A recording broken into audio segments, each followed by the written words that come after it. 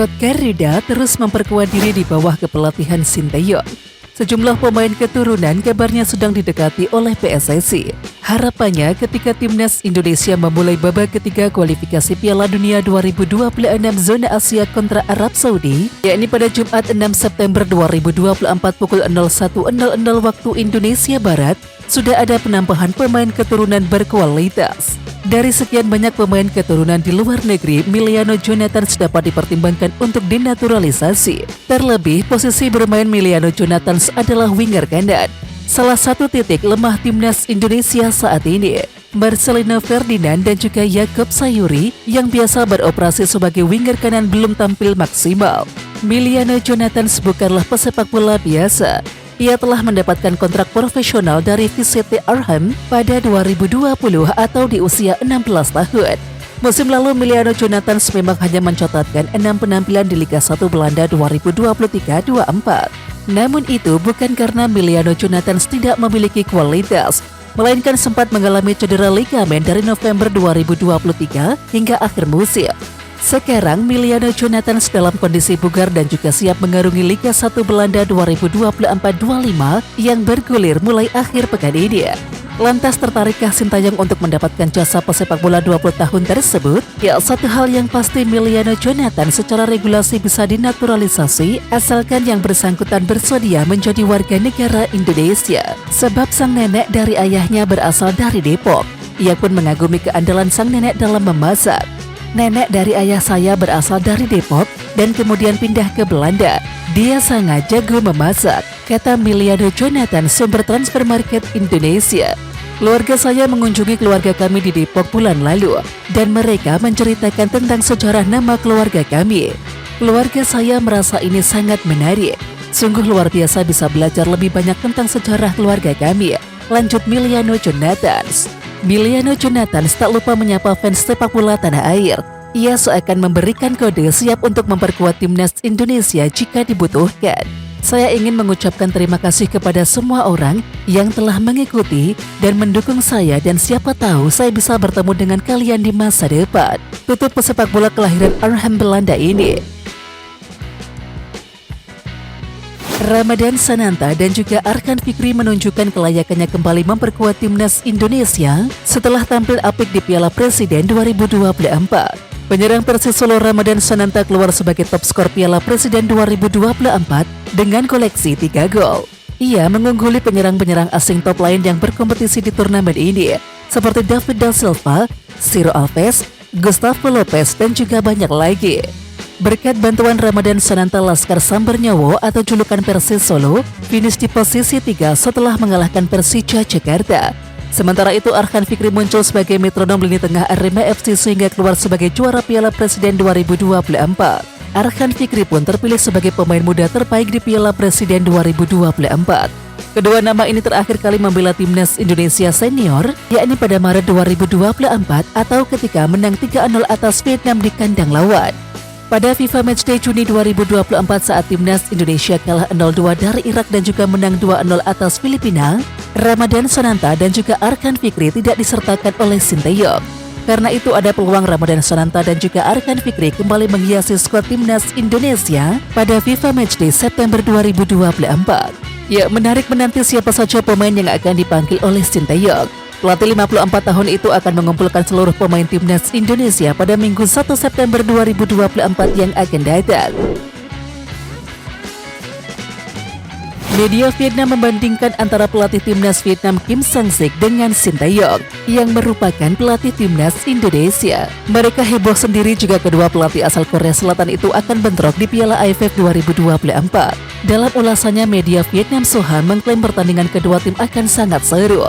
Piala AFF mendatang akan menjadi kali pertama dua pemimpin Korea Sinteyong dan pelatih Kim Sang-sik dari tim Vietnam saling berhadapan. Meski tim Anda mengirimkan skuad muda, pertemuan ini tetap menjanjikan akan sangat menarik dan pantas untuk ditunggu, tulis Soha. Dalam ulasan itu, media itu juga menyinggung timnas Indonesia belum pernah menang di Piala AFF. Begitu juga rekor Sinteyong tak pernah juara selama mengasuh timnas Indonesia. Dulu sepak bola Indonesia berkali-kali gagal menjuarai Piala AFF. Mereka telah mencapai final 6 kali tetapi belum pernah memenangkan kejuaraan. Tahun ini tim Pandau sepertinya tidak terlalu mementingkan prestasi di Piala AFF karena masih mengutamakan kualifikasi Piala Dunia. Tulis Sohal lagi, rencana kick-off Piala AFF 2024 direncanakan akan mengalami penundaan. Awalnya, turnamen sepak bola antar negara Asia Tenggara ini dijadwalkan berlangsung mulai 23 November hingga 21 Desember 2024. Namun berdasarkan informasi yang beredar, jadwal tersebut akan diundur. Alasan utama dari penundaan ini adalah untuk menghindari konflik jadwal dengan kompetisi antar klub Asia yang bergengsi, yakni AFC Champions League. Media asal Vietnam Soha tampak tak senang dengan adanya pengumuman perubahan jadwal Piala AFF 2024. Pasalnya perubahan jadwal itu tak memberikan keuntungan apapun untuk tim nasional Vietnam. Sementara bagi timnas Indonesia, pengunduran jadwal benar-benar menjadi sebuah angin segar untuk tim asuhan Sinteyong. Seperti yang diketahui, turnamen Piala AFF sudah menjadi agenda yang paling dinanti di akhir tahun oleh setiap pecinta sepak bola Asia Tenggara. Setiap tim pun kini mulai mengagendakan jadwal latihan untuk bisa maksimal dan merajai kompetisi sepak bola paling prestisius di kawasan ASEAN tersebut. Termasuk timnas Vietnam. Menurut Soha, pasukan yang kini dilatih oleh Kim Sang-sik tersebut sudah menjadwalkan mulai kapan pemusatan latihan atau TC akan dimulai. Namun adanya perubahan jadwal tak terlalu memberikan keuntungan untuk Golden Star Warriors. Sebab awalnya Piala AFF 2024 direncanakan berlangsung pada tanggal 23 November sampai 21 Desember 2024. Namun Federasi Sepak Bola Asia Tenggara atau AFF memutuskan untuk mengundur kompetisi dari tanggal 9 Desember 2024 hingga 4 Januari 2025. Pemunduran jadwal hanya akan membuat Vietnam menunggu waktu lebih lama, sebab sudah jauh hari dari Piala AFF 2024 pun pasukan Kim Sang-sik sudah dijadwalkan bakal berkumpul untuk TC. Kim Sang-sik pun akan memiliki skuad terbaiknya saat TC karena Vietnam tidak memiliki perwakilan di AFC Champions League Elite pada musim depan. Ranking FIFA Timnas Indonesia melesat belasan posisi jika menghancurkan Arab Saudi dan juga Australia di kualifikasi Piala Dunia 2026 zona Asia. Menurut perhitungan di laman footballranking.com, kemenangan atas dua negara tersebut menghasilkan 40,76 poin di ranking FIFA. Jika menang atas Arab Saudi, skuad asuhan Sinteyong mendapatkan tambahan 19,38 poin. Kemudian jika menang atas The Socceroos atau julukan Australia, Timnas Indonesia meraup 21,38 poin. Tambahan poin tersebut membuat perolehan angka skuad Garuda, yakni di ranking FIFA, menjadi 1149,49 angka. Kondisi itu membuat Timnas Indonesia diprediksi naik 11 posisi dari peringkat 133 ke 122 dunia. Sementara itu tim-tim yang berpotensi digeser Timnas Indonesia di ranking FIFA adalah Gambia, Rwanda, Nicaragua, Zimbabwe, Republik Afrika Tengah, Siprus, Malawi, Niger, India, Estonia, dan juga Sierra Leone. Lantas, apa modal Timnas Indonesia untuk menumbangkan dua negara langganan Piala Dunia tersebut? Ya, Timnas Indonesia pantang minder saat tandang ke Arab Saudi di matchday pertama Grup C kualifikasi Piala Dunia 2026 zona Asia pada Jumat 6 September 2024 pukul 01.00 waktu Indonesia Barat. Sebab Arab Saudi kerap kali kalah saat bermain di kandang. Lalu bagaimana dengan laga melawan Australia? Ya, main di kandang sendiri di hadapan puluhan ribu supporter membuat Timnas Indonesia berpeluang meraih kemenangan. Kolektivitas dibutuhkan skuad asuhan Sinteyong untuk membungkam mantan jagoan benua Oseania tersebut. Timnas Indonesia dalam sorotan positif setelah prestasi yang mereka dapatkan sejauh ini. Indonesia akan berlaga di putaran ketiga kualifikasi Piala Dunia 2026 zona Asia dengan Arab Saudi yang jadi lawan mereka pada bulan September nanti. Skuad Garuda juga jadi satu-satunya wakil ASEAN yang telah mengunci satu tempat di Piala Asia 2027 mendatang. Penampilan yang solid ini tentu memberikan banyak pujian yang bisa jadi berpengaruh kepada pemain, terutama terkait star syndrome yang jadi momok bagi pemain saat mendapatkan sorotan positif. Pujian yang terus hadir tentu akan memberikan pengaruh baik di lapangan dan juga luar lapangan. Namun pemain harus bisa mengambil alih kendali agar tidak terlalu larut dengan euforia tersebut. Di samping itu, Nathan Chuaon, pemain Swansea City ini menegaskan bahwa mereka harus bisa melangkah di balik tekanan dan juga dukungan dari supporter. Apalagi pemain yang telah berada di timnas tentu memiliki kualitas dan juga mereka harus percaya dengan kemampuan masing-masing.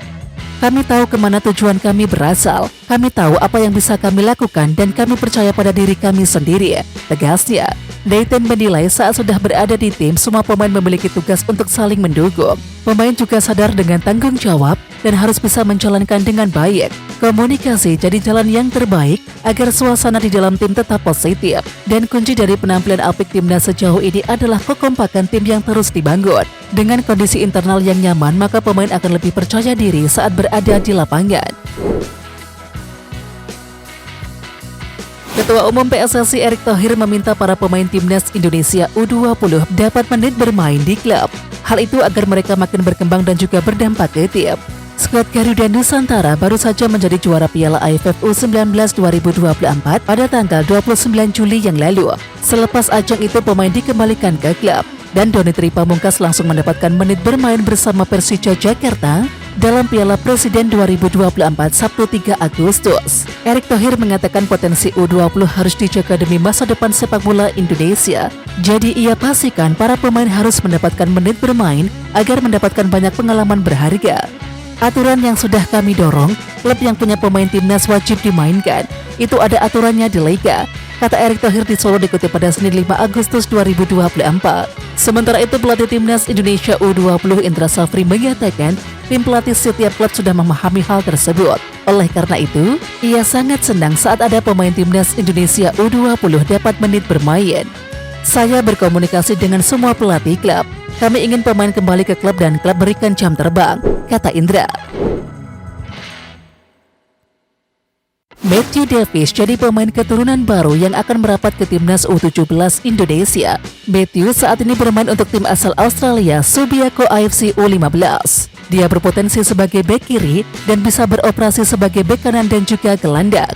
Matthew memiliki paspor Indonesia, ibunya juga merupakan orang Indonesia. Sang pemain sendiri lahir di Australia dan juga memiliki ayah dengan warga negara Inggris. Kabar ini dikonfirmasi oleh rilis di laman Tuchel Football Development.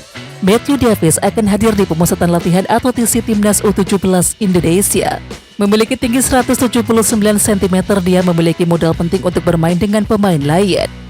Selamat Matthew Davis telah dipanggil untuk mengikuti pemusatan latihan tim nasional Indonesia U17, tulis rilis di laman Tuchel Football Development. Ya, tentunya hal ini jadi kabar baik karena Nova Arianto semakin memiliki banyak opsi untuk menentukan pemainnya. Apalagi, Indonesia memasang target tinggi untuk bisa lolos ke Piala Asia U17 2025. Selain itu, sang pemain bisa bertugas di beberapa posisi dan ini tentu saja akan jadi keuntungan dari tim pelatih. Pelatih timnas Indonesia U20 Indra Safri bicara tentang persiapan jelang kualifikasi Piala Asia U20 2025. Garuda Nusantara baru saja selesai dalam tugasnya di Asian Cup U19 2024. Setelah meraih gelar juara, mereka saat ini menatap ajang kualifikasi Piala Asia U20 2025 yang akan digelar pada tanggal 21 hingga 29 September mendatang. Indra Safri memastikan bahwa persiapan timnas U19 Indonesia saat ini akan kembali dilaksanakan. Pemusatan latihan akan jadi perhatian utama tim pelatih untuk segera mematangkan tim. Dia memastikan bahwa mulai tanggal 11 Agustus nanti program tersebut akan digelar. Selain itu, ada beberapa nama baru yang akan dipanggil ke Garuda Nusantara. Nantinya ada 3 posisi, yakni gelandang, bek kiri, dan juga bek kanan yang akan mendapatkan tambahan. Apalagi pada kualifikasi Piala Asia nanti, lawan mereka tidak dipandang sebelah mata dan butuh semua pemain yang siap untuk bertarung. Sementara itu, turnamen Seoul Earth On akan jadi ajang seleksi untuk timnas U19 Indonesia. Sistem promosi dan juga degradasi kembali digunakan sampai tim pelatih menemukan komposisi terbaik. Nantinya, pemain yang terpilih akan dibawa ke kualifikasi Piala Asia. Pelatih timnas Indonesia U20 Indra Safri memberikan kabar terbaru terkait proses naturalisasi Dion Mark dan juga Tim Gaibans. Hanya saja dalam informasi yang di-share oleh Indra Safri itu, tak ada nama pemain keturunan Indonesia yakni Maurizmo Hinoke. Indra Safri tak menyebutkan nama Hinoke untuk diusahakan bergabung bersama timnas Indonesia U19 dalam ajang tersebut. Melainkan PSSI diketahui hanya sedang berkomunikasi dengan klub Dion Mark dan juga Tim Gaibans soal peluang kedua pemain itu bisa dilepas ke skuad Garuda Nusantara. Lagi proses ya, cuma kan proses butuh waktu. Kemungkinan, saran dari ketum kemarin, Dion Mark dan Tim Gaibans ini bisa gak kita bawa ke Korea, kata Indra Safri mengutip dari kanal YouTube Arya Sinulinga Senin 5 Agustus 2024. Ya, tentu saja ini semakin membuat rumor Maurizmo Hinoke batal dinaturalisasi semakin kuat. Seperti yang diketahui, pemain FC Dordrecht U21 tersebut memang belakangan sangat santer dikabarkan batal untuk dinaturalisasi. Dan hal itu karena garis keturunan darah Indonesia Maurismo Hinoke yang terlalu jauh. Diduga Maurismo Hinoke memiliki garis keturunan Indonesia keempat atau kelima sehingga tidak memenuhi syarat menurut FIFA.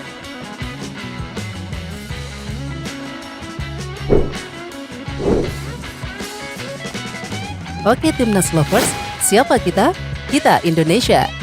Ayo kita dukung terus sepak bola tanah air Indonesia. Jangan lupa dukung terus Garuda Raya Channel dengan subscribe, like, dan komen karena saran dan kritik kalian sangat bermanfaat untuk perkembangan channel ini. Tungguin video selanjutnya dari Garuda Raya Channel. Salam olahraga.